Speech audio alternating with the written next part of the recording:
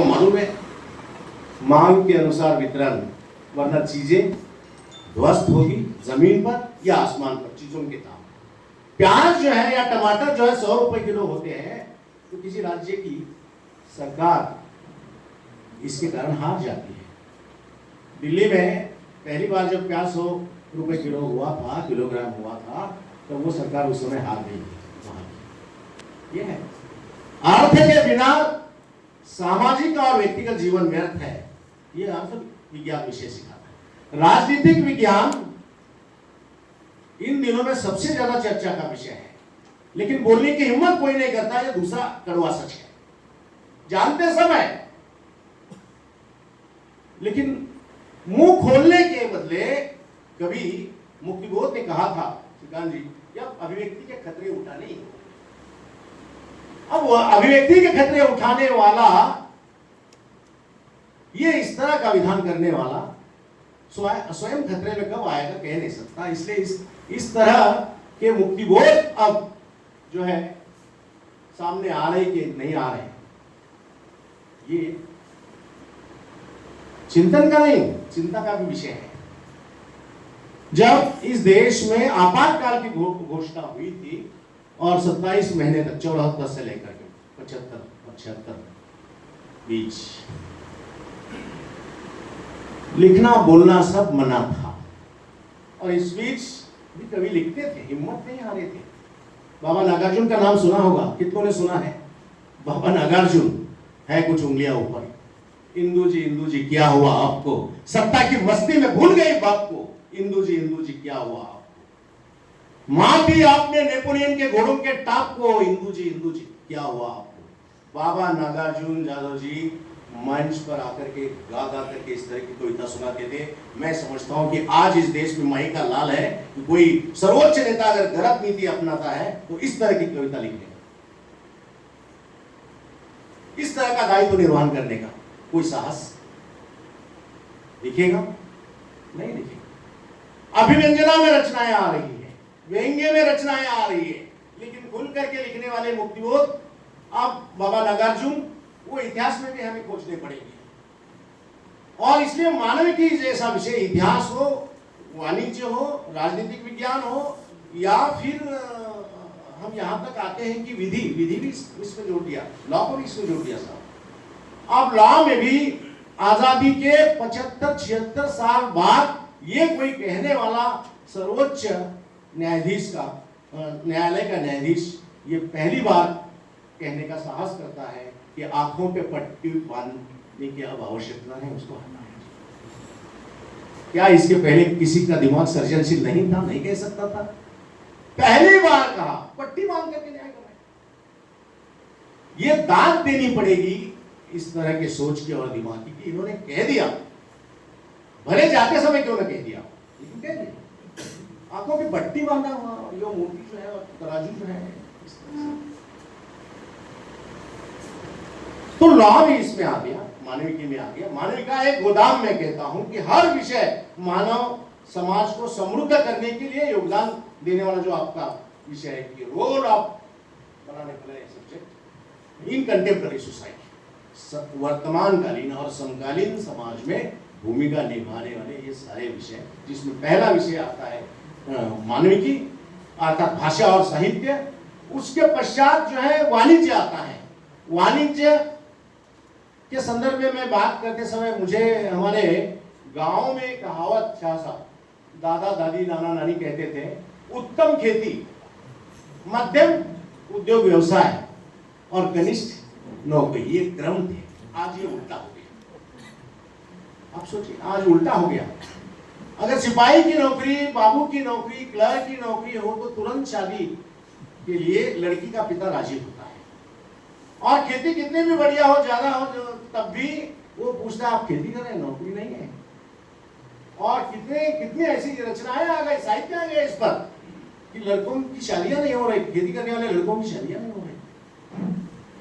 Commerce, वाणिज्य है ना, व्यापार, उद्योग, ये विषय हमारे रोजाना जिंदगी से है कि हम व्यापार में भी हमारी नैतिकता है, वो अगर हम खो देते तो कहीं का नहीं रहते हैं। तो ये हमें याद रखना होगा। फिर जो आता है प्रबंधन। प्रबंधन का मतलब मैनेजमेंट, जो अंग्रेजी में आपने कहा, मुझे एक बहुत अच्छा लगा कि प्रबंधन समिति के जिंदा दिल व्यक्तित्व के तीनों पदाधिकारी इस संस्था के मंच पर मौजूद था। अध्यक्ष खुद, उपाध्यक्ष खुद और सचिव महोदय। तो प्रबंधन अगर अच्छा हो तो आपका रास्ता प्रशस्त होता है। प्रबंधन अगर अच्छा हो, यानी मैनेजमेंट अगर अच्छा हो तो आपकी गति, विकास की गति बढ़ जाती है। और प्रबंधन अगर अच्छा हो तो आप समाज उपयोगी कार्य कर सकते हैं। और इस अर्थ में ये विषय भी आपके महाविद्यालय में जो आयोजित है, प्रबंधन पर कौन सोचता है? सिर्फ जो बंधन पर सोचते हैं, प्रबंधन पर नहीं सोचते। ये चाहिए, वो चाहिए, ऐसा करना चाहिए। लेकिन प्रबंधन ये भी करता है कि वो इसलिए करना चाहिए और हम आपके साथ। फिर अगला विषय जो आता है साइंस, विज्ञान। कभी एक समय था कि हम ज्ञान तक ही सीमित थे। थोड़ा बता दीजिए। हम ज्ञान तक ही सीमित थे और ज्ञान को ही सब कुछ मानते थे। समय में भारतीय ज्ञान परंपरा को खोजने की पहल चल रही है। गलत बात नहीं है, अच्छी बात है। फिर भी ज्ञान परंपरा के साथ विज्ञान की परंपरा को लेकर के क्यों छुप रहे हैं? अपने आप से सवाल कीजिए। ज्ञान परंपरा खोजना अच्छी बात है, लेकिन विज्ञान परंपरा को खोजना मैं समझता हूं कि वर्तमान समय की युग की मांग है। और इस समाज को अगर आगे ले जाने वाला कोई है तो वैज्ञानिक दृष्टिकोण वाला ही ले जाने वाला है। और इसीलिए फुले, शाहू, अंबेडकर, पुण्यश्लोक अहिल्या देवी होलकर, सावित्रीबाई फुले, इनके नाम गिने जाते हैं, यूं ही नहीं। तो इन्होंने, बीमार अगर कोई पड़ता है तो भभूत देने वाले के पास ले जाने वाली भी हमारे यहाँ एक परंपरा थी, उसका विरोध किया। और जो विज्ञान की कसौटी पर जो सच उतरता है उसका स्वीकार। कोई गलत बात नहीं है कि अंग्रेजी शिक्षा अगर हमें न मिलती तो इस देश को पता नहीं प्रबुद्ध होने में कितने साल लगते। फुले जी ने क्यों नहीं कहा।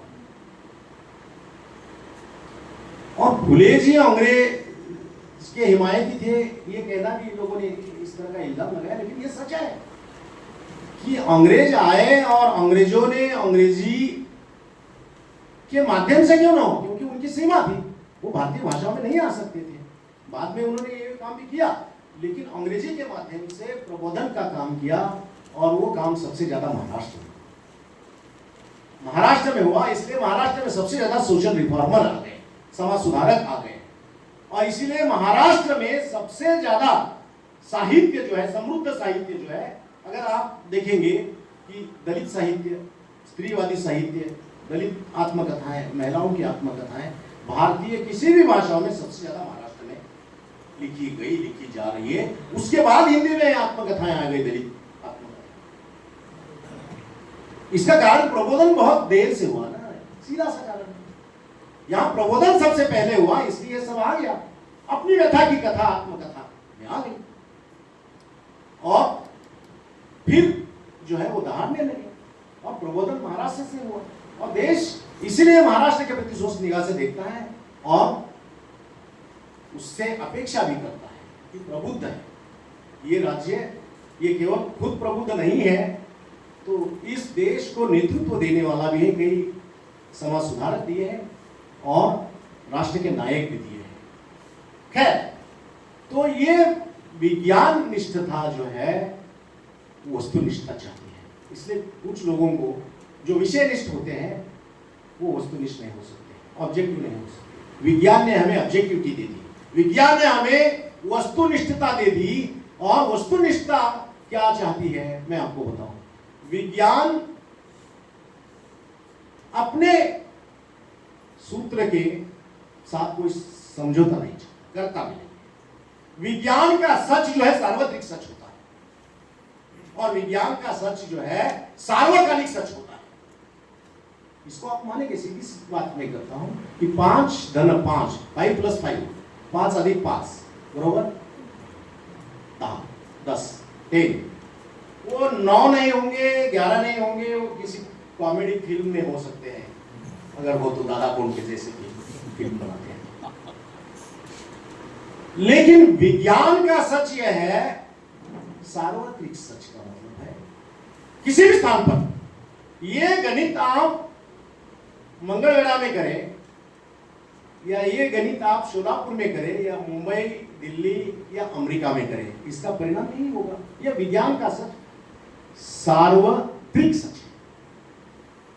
और जैसे सार्वत्रिक सच है वैसे सार्वकालिक सच है। दूसरा तथ्य आप ये भी कि सार्वकालिक का मतलब है आज से 500 साल पहले ये गणित यही परिणाम देता था, आज यही देता है। 50 साल, 100 साल या 500 साल बाद यही परिणाम देता है। 5 और 5 कभी भी 15 नहीं होंगे, या कभी भी 9 या 8 नहीं होंगे, वो परिणाम वही देंगे। केमिस्ट्री, फिजिक्स के सिद्धांत भी नए नए इसमें इजाफा होता है, ये बात अलग है, लेकिन जो विज्ञान की वस्तुनिष्ठता जो है वो निरंतर है। हाइड्रोजन के 2 मिलाएंगे, ऑक्सीजन का 1, तो बनेगा पानी, H2O is equal to water. इतना वस्तुनिष्ठ आदमी को क्या होना संभव है जीवन जीते समय? अगर मोबाइल मां हाथ से छीन लेती है तो गुस्से के मारे वो छोटा बालक पांव रगड़ रगड़ करके चिल्ला के कितना रोना रो करके ये करता है, तो इसका अंदाजा हम नहीं लगा सकते। और उसको मोबाइल से परांगमुख करना बड़ा चुनौती का काम हो गया। हालांकि विज्ञान उपयोगी है, लेकिन उसका उपयोग करने वाले पे निर्भर है कि हम उसका प्रयोग किस लिए कर रहे हैं। दवा आ गई है, बीमार करने के लिए भी आ गई है, और बीमारी से मुक्ति दिलाने के लिए भी आ गई है। स्विट्जरलैंड एक ऐसा देश है, दुनिया के कई यात्राएं की, इसलिए मैं थोड़ा सा अनुभव शेयर करूं कि स्विट्जरलैंड एक ऐसा देश है कि जिसमें व्यक्ति को, नागरिक को खुदकुशी करने का अधिकार है। दुनिया के किसी भी देश में मैंने ये अधिकार देखा है, भारत में तो है नहीं, मांगा कई बार, दिया नहीं। कारण इसका कि उसका मिसयूज करते हैं लोग। कानून का भी जो अच्छाई के लिए कानून बनाते हैं, उसका सदुपयोग कम, दुरुपयोग ज्यादा होता ही। तो ऐसा क्यों है स्विट्जरलैंड में?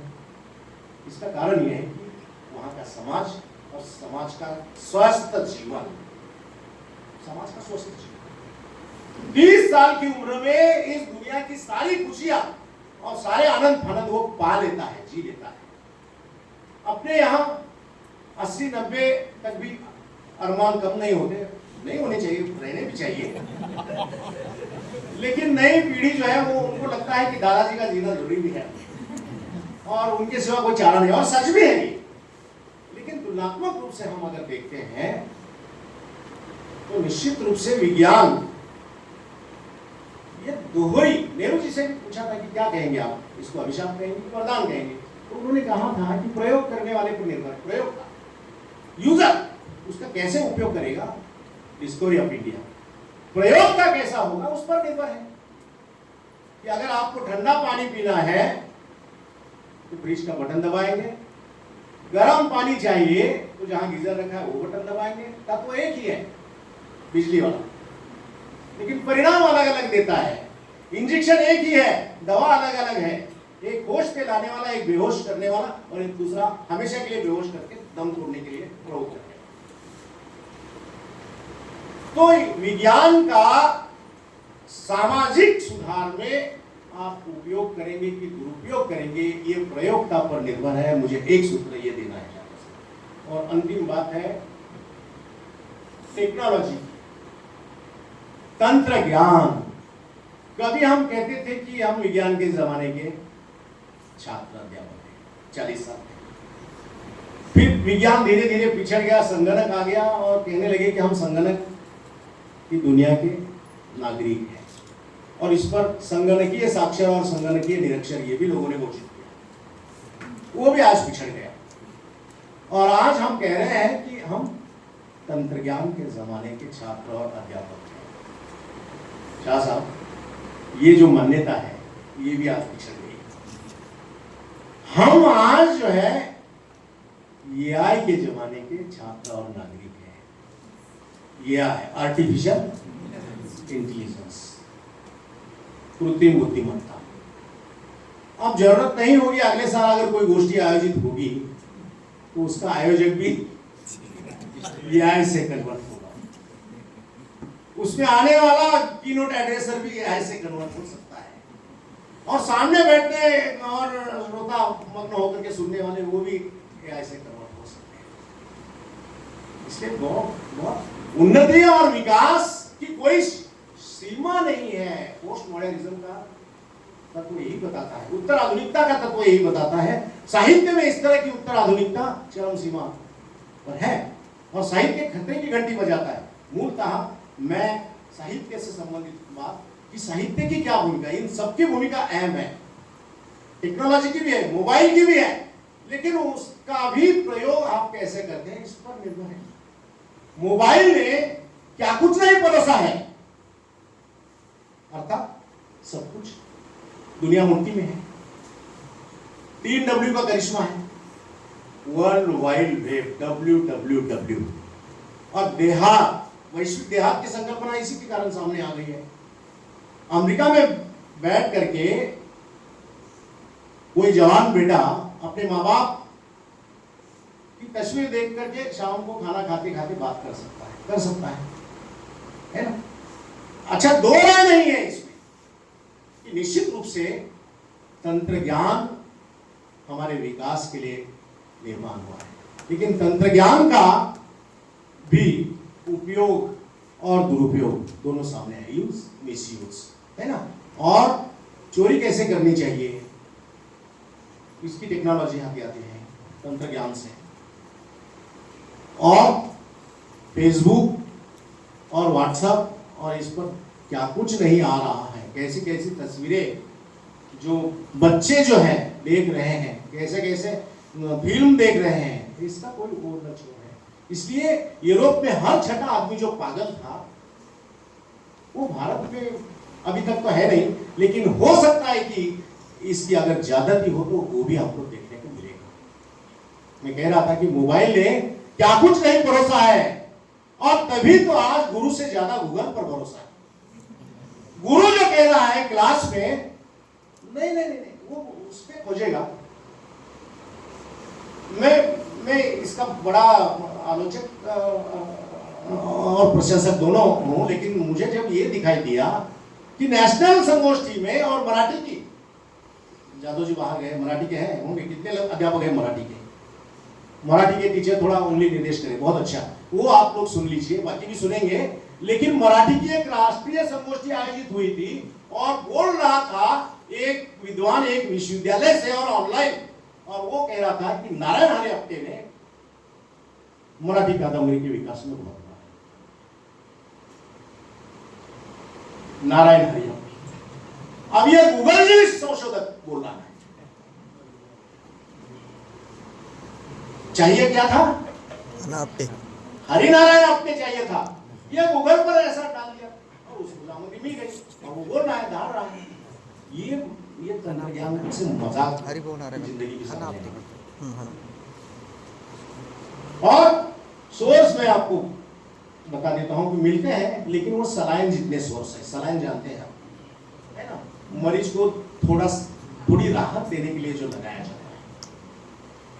मैंने उदाहरण 2-3 देखे, अदालत में, न्यायालय में, कोर्ट केस मुकदमे दायर हुए।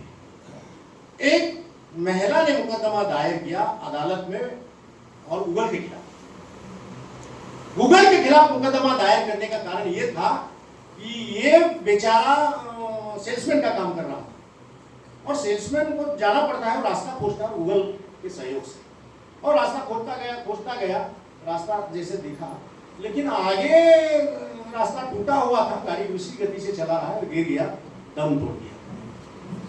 और उसकी पत्नी को ये लगा कि गूगल ने गलत रास्ता दिखाया, अदालत में। दूसरी एक और घटना घटित हो गई थी, ये भी मुकदमा अदालत में दायर हुआ है, इसका भी मैं आपको जिक्र करूँ। एक मोटर गाड़ी से डॉक्टर अपने मित्र के साथ मरीज को ले जा रहे हैं, और पार ले जा रहे हैं, रास्ता गूगल से खोज रहे हैं, और आगे सड़क दिखती है और अचानक सड़क टूटी हुई, ब्रिज है टूटा हुआ है और गाड़ी नदी में गिर जाती है, बह जाती है। एक इससे तैर करके निकल गया, बाकी सबने दम तोड़ दिया। अब ये उदाहरण मैं क्यों दे रहा हूं, ये भी मुकदमा दायर हुआ और कंपनी के खिलाफ दायर किया। अगर आप जज होंगे, आप सिर्फ बीच भाषण सुनने के लिए आए नहीं आए हैं, आपको निर्णय भी देना है। शाह साहब मैं इनसे निर्णय मांगूंगा अभी। अगर आप जज की भूमिका में होंगे तो क्या उस महिला को जो अदालत में उसने मुकदमा दायर किया है तो उसको कॉम्पेंसेशन चाहिए, मान्य करेंगे?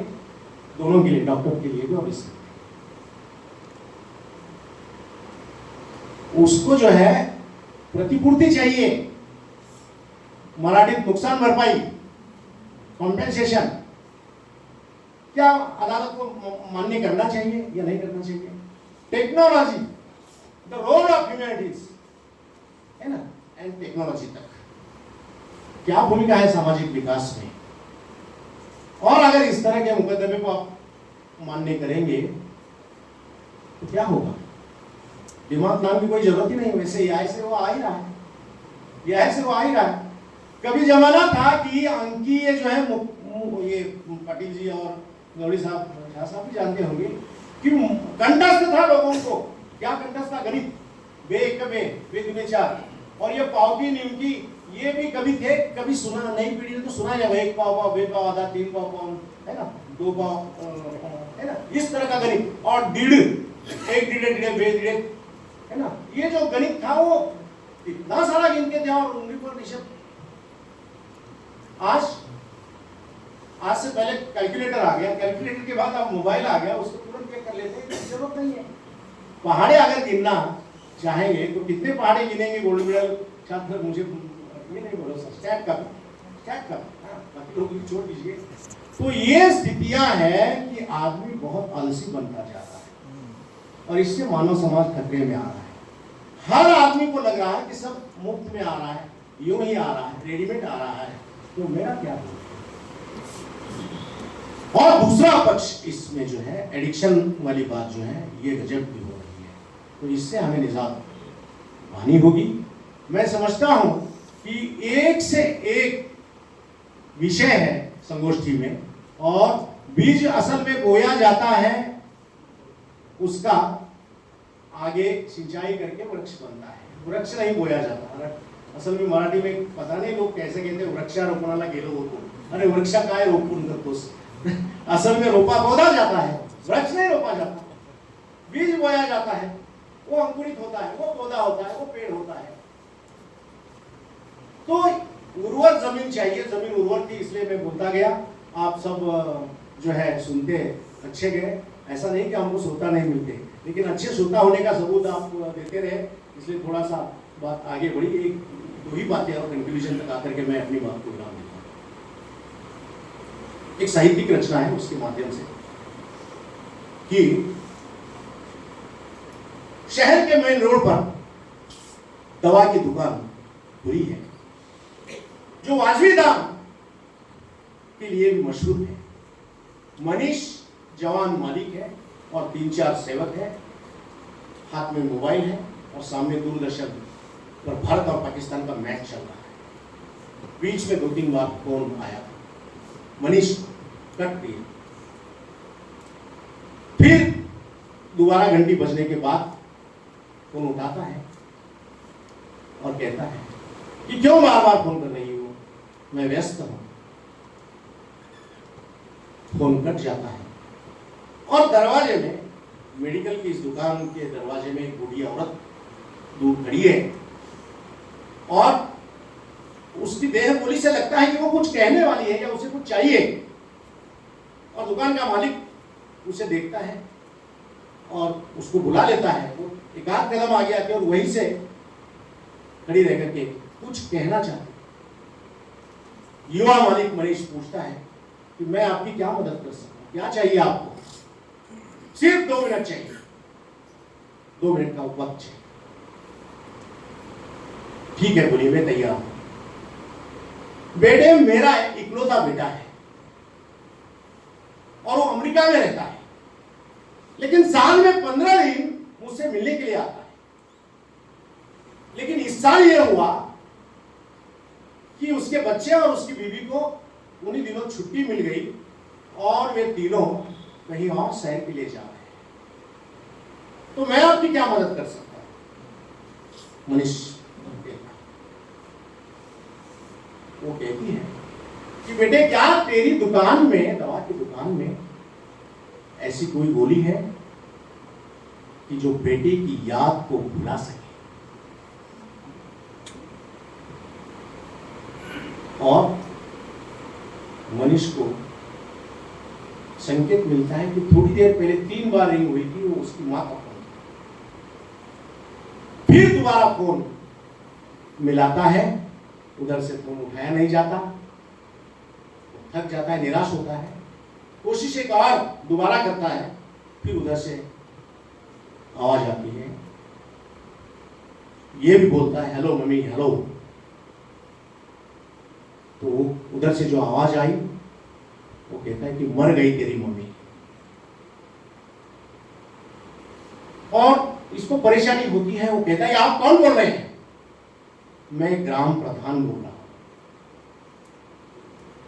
आप ये क्या कह रहे हैं? मैं सही कह रहा हूं। मम्मी को क्या हुआ? मेरी मम्मी को क्या हुआ? वो मर गई है।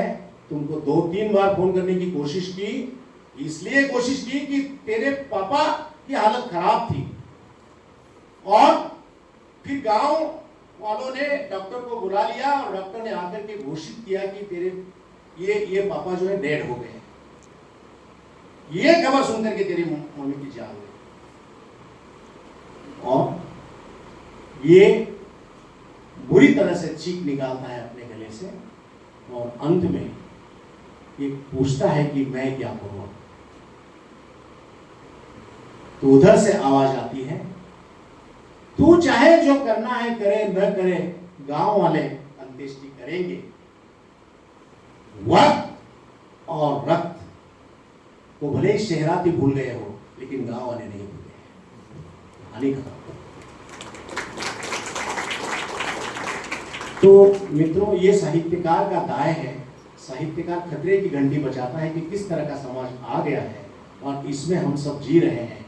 आज ये संवेदनशील विषय है, बहुआयामी विषय है, बहुउद्देशीय विषय है कि आपको वाकई और आपके साथियों को मैं ये कहूँ कि बहुत कुछ आपने कहना चाहा। वैसे वरदान भी मानना आना चाहिए।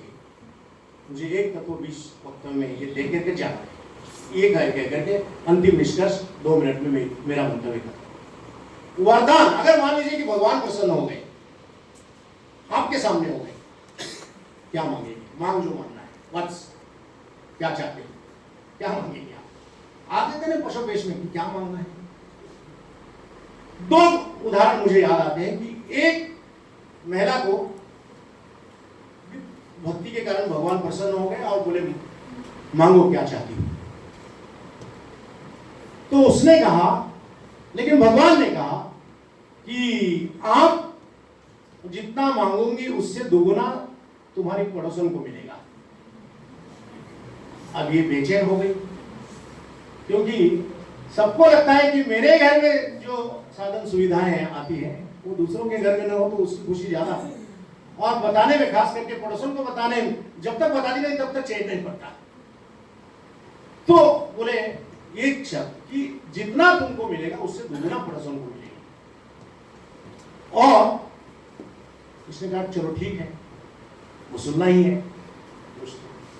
तो इसने मांगा कि मेरी एक आंख निकम्मी हो जाए, एक हाथ निकम्मा हो जाए, एक टांग निकम्मी हो जाए। पड़ोसन को दुगुना, उसकी दोनों आंखें चली गई और दोनों हाथ, दोनों पांव, विकृत मानसिक, भला मेरा है और दूसरे का ना हो। मांगने, एक मांगने वाला वर्ग ये, दूसरा मांगने वाला वर्ग वो भी था। सावित्री और सत्यवान का उदाहरण सबको मालूम है। तो जमराज के चंगुल से सावित्री ने अपने पति की जान छुड़ाई थी। ये एक किंवदंती है। तो वहां भी सावित्री से भी पूछा गया था, लेकिन एक ही वरदान, 2-3 नहीं, मांगो। उसने मांगा कि मेरे सास ससुर मेरे संतान को राजगद्दी पर बैठा हुआ देखे। अब देखिए, इसके सास ससुर की आंखें नहीं थी, ये निसंतान थी, और इसका पति आप यमराज के चंगुल में था। क्या करना पड़ेगा? अगर इसकी संतान है तो पति को उठाना पड़ेगा, जीवन दान देना पड़ेगा। सास ससुर अंधे हैं, उनकी आंखें देनी पड़ेगी, और उनको राजवैभव, मतलब इसको अमीर बनाना पड़ेगा। ये विषय आपका ऐसा है। मैं समझता हूं कि आप बधाई के, आपके सारे प्रबंधन समिति के और संयोजन समिति के बधाई के पात्र हैं। मैं इनका अभिनंदन करता हूं और इन शब्दों के साथ अपनी बात को विराम देता हूं। इस तरह के आयोजन जहां जहां होंगे वहां निश्चित रूप से प्रबुद्ध जनता, नागरिक, छात्र और अध्यापक होंगे। बहुत बहुत धन्यवाद। जय हिंद, जय भारत।